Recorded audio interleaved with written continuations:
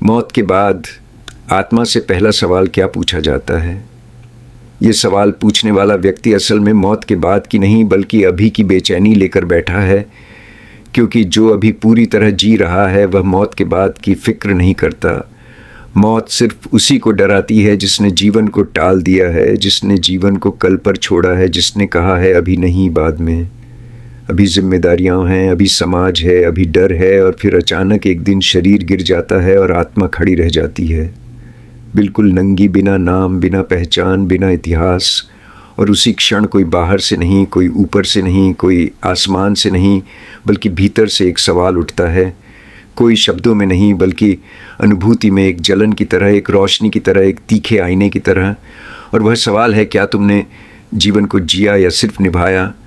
क्योंकि निभाना और जीना दो अलग बातें हैं। निभाना कर्तव्य है, जीना विद्रोह है। निभाना समाज सिखाता है, जीना आत्मा मांगती है। मौत के बाद आत्मा को कोई भगवान नहीं जज करता। आत्मा खुद को देखती है, और वही देखना सबसे कठिन होता है, क्योंकि ज़िंदगी भर तुमने दूसरों को देखा था, खुद को देखने की हिम्मत ही नहीं जुटाई थी। तुम आईने में चेहरा देखते थे, आत्मा नहीं। और मौत के बाद पहली बार चेहरा नहीं रहता, सिर्फ आत्मा बचती है। और आत्मा पूछती है, क्या तुमने कभी अपने दिल की सुनी, या हमेशा दिमाग के हिसाब से चले? क्योंकि दिमाग सुरक्षा चाहता है, दिल जोखिम चाहता है। दिमाग कहता है यही ठीक है, दिल कहता है यही सच है। और तुमने हर बार दिमाग की सुनी, क्योंकि डर था, क्योंकि खोने का भय था, क्योंकि लोग क्या कहेंगे। ये सवाल तुम्हारी धड़कनों से बड़ा हो गया था, और धीरे धीरे तुमने अपने भीतर की आवाज़ को दबा दिया। और याद रखना, दबाई गई आवाज़ मरती नहीं, वह इंतज़ार करती है मौत तक। और मौत के बाद वही आवाज़ सबसे पहले पूछती है, तुमने मुझे क्यों नहीं सुना? क्या मैं इतनी गलत थी कि तुमने मुझे पूरी ज़िंदगी चुप रखा? फिर आत्मा पूछती है, क्या तुमने कभी अपने डर को देखा, या डर को ही अपना धर्म बना लिया? क्योंकि इस दुनिया में सबसे ज़्यादा पूजा डर की होती है। लोग भगवान से नहीं डरते, लोग समाज से डरते हैं, लोग अकेलेपन से डरते हैं, लोग असफलता से डरते हैं। और उसी डर के कारण वे झूठा जीवन चुन लेते हैं। वे सुरक्षित नौकरी चुनते हैं, वे बिना प्रेम की शादी चुनते हैं, वे बिना आनंद का सम्मान चुनते हैं, और कहते हैं यही जीवन है, नहीं यही मृत्यु है। धीमी मृत्यु। आत्मा पूछती है, क्या तुमने कभी अपनी आग को जलने दिया, या दूसरों की सुविधा के लिए उसे बुझा दिया? क्योंकि हर आत्मा आग लेकर आती है, कोई कविता की आग, कोई संगीत की आग, कोई प्रेम की आग, कोई मौन की आग। लेकिन समाज आग से डरता है, आग व्यवस्था जला देती है। इसलिए समाज कहता है संभल कर चलो, शांत रहो, सीमित रहो। और तुम मान जाते हो, क्योंकि बाहर से बहिष्कार का डर भीतर की आग से बड़ा हो जाता है। और मौत के बाद आत्मा पूछती है, तुमने मुझे क्यों ठंडा किया? मैं तो जलने आई थी, मैं तो रोशनी बनने आई थी। फिर सवाल उठता है, क्या तुमने कभी प्रेम किया, या सिर्फ समझौते किए? क्योंकि प्रेम शर्त नहीं मांगता, प्रेम गणना नहीं करता, प्रेम भविष्य नहीं देखता। प्रेम बस अभी होता है। लेकिन तुमने प्रेम को भी सौदे में बदल दिया।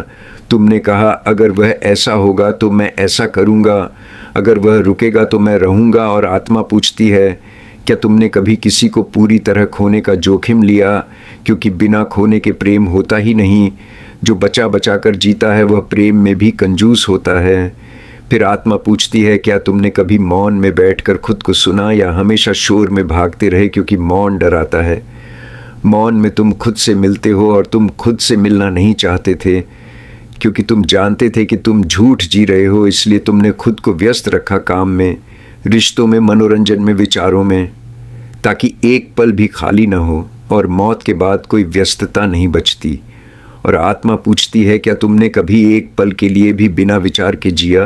क्योंकि वही क्षण जीवन है, बाकी सब स्मृति है, कल्पना है। फिर सवाल आता है, क्या तुमने कभी ना कहा जब तुम्हारी आत्मा चीख रही थी, या हर बार हाँ कहते रहे ताकि कोई तुम्हें छोड़ न दे? क्योंकि तुमने प्रेम को नहीं, अकेलेपन को टालने के लिए रिश्ते बनाए। और जो रिश्ता अकेलेपन से पैदा होता है वह आत्मा को कभी तृप्त नहीं करता। आत्मा पूछती है, क्या तुमने कभी अकेले होने का स्वाद चखा? क्योंकि अकेलापन और एकांत अलग हैं। अकेलापन दुख है, एकांत आनंद है।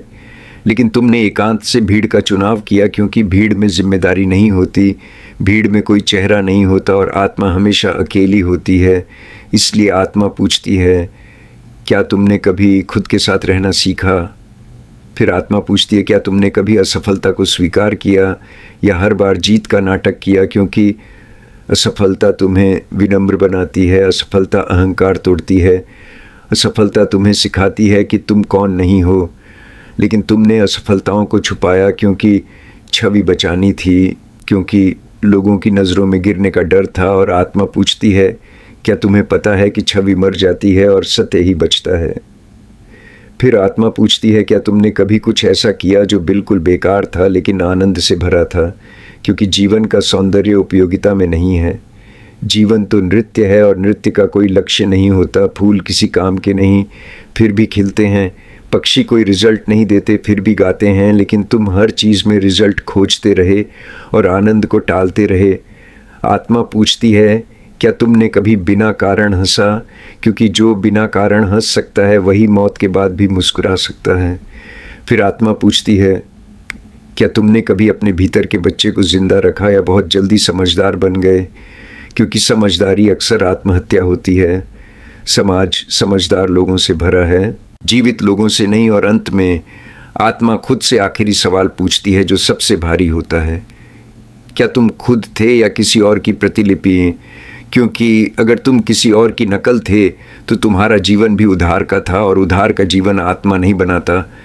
आत्मा मौलिकता चाहती है, अनोखापन चाहती है। और अगर तुमने साहस किया था, अगर तुमने गलती की थी, अगर तुमने गिरकर भी अपने रास्ते को नहीं छोड़ा था, तो मौत के बाद कोई प्रश्न नहीं रहता।